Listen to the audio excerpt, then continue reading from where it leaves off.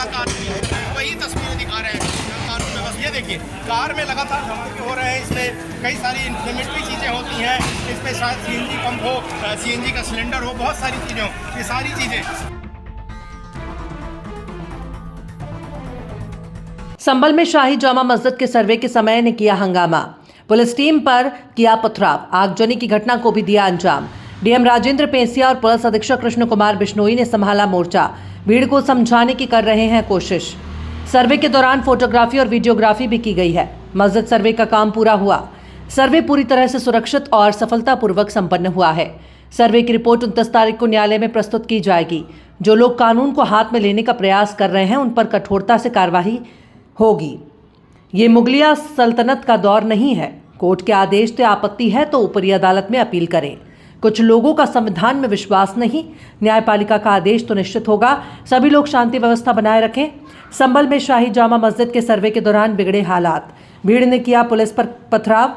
Police ने भी काबू में करने के लिए आंसू गैस का किया प्रयोग। सड़कों पर पड़ी है सैकड़ों की संख्या में लोगों की चप्पलें। कोर्ट के आदेश पर संभल में जामा मस्जिद के सर्वे के लिए कोर्ट कमिश्नर की टीम पहुंची थी और कोर्ट कमिश्नर की टीम पर इस प्रकार से पथराव करना यह निश्चित तौर पर यह दर्शाता है कि आपका संविधान में विश्वास नहीं है, देश की न्यायपालिका में विश्वास नहीं है, कानून व्यवस्था में विश्वास नहीं है। यह मुगलिया सल्तनत का दौर नहीं है जहां आप जोर दबाव के आधार पर किसी प्रकार की कार्रवाई कर सकते हैं। लोकतांत्रिक तरीके से आपको न्यायपालिका में विश्वास करके अपील करके अगर किसी प्रकार की आपत्ति है तो ऊपरी अदालत में जाना चाहिए। लेकिन अगर कोई बल प्रयोग करके अगर किसी प्रकार का कब्जा स्थापित करने का प्रयास कर रहा है तो यह स्वीकार नहीं हो सकता है। उत्तर प्रदेश में योगी आदित्यनाथ जी की सरकार है, कानून व्यवस्था संभालने के लिए बहुत कठोरता से कार्रवाई की जाएगी। अगर कोई कानून हाथ में लेने का प्रयास करेगा तो निश्चित तौर पर कठोरता से कार्रवाई होगी। हम अपील कर रहे हैं लोग वहां पर शांति व्यवस्था बनाने का काम करें और किसी भी स्थिति में कानून को हाथ में लेने का काम न करें। जो कोर्ट के आदेश है उनका अनुपालन सुनिश्चित करें। दोषी साहब के ऑर्डर की कंप्लायंस में जो 19 नवंबर 2024 को दिया गया था, उस ऑर्डर की कंप्लायंस में आज एडवोकेट कमिश्नर महोदय ने फर्दर इस परिसर का सर्वेक्षण किया। सर्वेक्षण सुबह 7:30 बजे से करीब 10 बजे तक किया गया और इस सर्वेक्षण के दौरान सारे फीचर्स की स्टडी की गई, वीडियोग्राफी, फोटोग्राफी की गई और उसके बाद अब सर्वेक्षण का काम पूरा हो चुका है और अब माननीय एडवोकेट कमिश्नर महोदय अपनी रिपोर्ट माननीय न्यायालय के समक्ष 29 नवंबर से पहले पेश करेंगे और अगर 29 नवंबर से पहले नहीं पेश कर पाते हैं तो वो कोर्ट से उसके लिए तारीख मांगेंगे। अच्छा, सर्वे के दौरान कुछ कैसा माहौल है? देखिए, मैं अभी इसके ऊपर कोई टिप्पणी नहीं करना चाहता हूँ और जब एक बार सर्वे की रिपोर्ट आ जाएगी तो उसके बाद उस पर बात करेंगे। Thank you. पीछे आईडी जनपद संभल में आज सिंगल आईडी प्रातः के अनुसार दोबारा शुरू कर लीजिए। आज माननीय न्यायालय के आदेशानुसार एक जामा मस्जिद है, उसके सर्वे का आदेश हुआ था। तय समय के अनुसार सभी सर्वे करने के लिए जो लोग कोर्ट कमिश्नर हैं, डीएम साहब हैं, मेरे स्वयं द्वारा और बाकी अन्य फोर्स हैं वो समय पे मौजूद थी।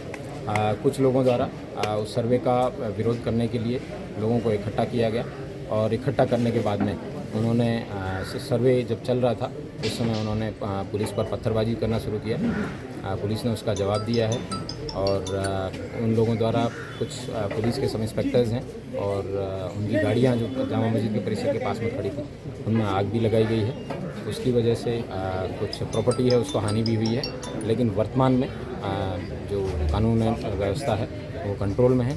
सभी जगह शांति व्यवस्था व्याप्त है, ड्यूटियाँ लगाई जा रही हैं फिर से और ये बताना भी उल्लेखनीय है कि सर्वे जो था कोर्ट के द्वारा मैंडेटेड था वो सकुशल संपन्न हो गया। सर को आग लगाई गई? ये पुलिस की सरकारी गाड़ियां नहीं है, पुलिस के सब इंस्पेक्टर्स की प्राइवेट व्हीकल हैं जिनकी कार्स हैं। लेकिन ये बताना ज़रूरी है कि उससे 10 से 15 मीटर दूरी पे इन लोगों की अपनी जो प्रॉपर्टी, अपनी जो गाड़ियां हैं उनको इन्होंने आग नहीं लगाया, लेकिन जिन गाड़ियों पर पुलिस लिखा था उन गाड़ियों पर आग लगाया। ये दर्शाता है कि इन लोगों द्वारा टारगेटेड तरीके से कोई एक हुड़दंगी भीड़ ना होके एक टारगेटेड तरीके से पुलिस और प्रशासन को है वो चैलेंज करने का काम किया। इन लोगों के खिलाफ एनएसए की कार्रवाई है वो अमल में लाई जाएगी।